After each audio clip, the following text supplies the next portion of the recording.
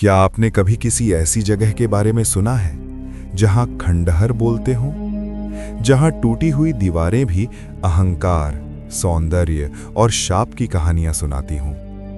महाराष्ट्र के बुल्ढाना जिले के मेहकर में स्थित एक ऊंची टेकड़ी पर खड़ा है एक पुराना और रहस्यमय महल, जिसे लोग कहते हैं कंचनी का महाल।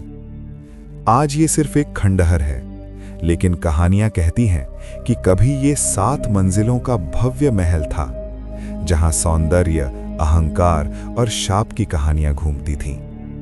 मेकर से बाहर निकलते ही एक ऊंची टेकड़ी पर खड़ा है कंचनी का महाल।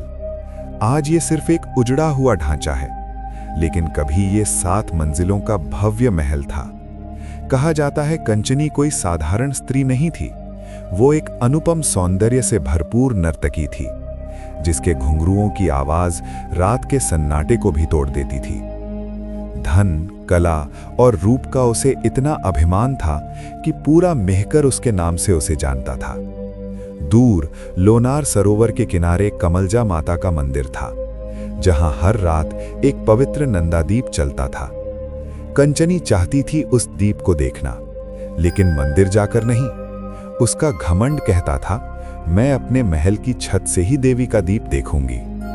इसी अहंकार में उसने अपने 2 मंजिला महल पर एक के ऊपर एक 5 मंजिलें और बनवा दी।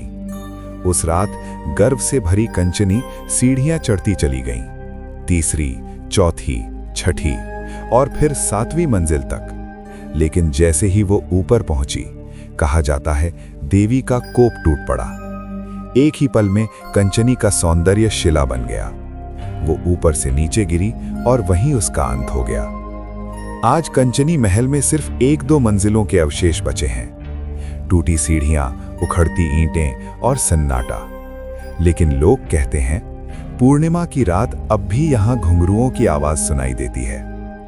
इतिहासकार मानते हैं कि ये कहानी एक लोक कथा हो सकती है।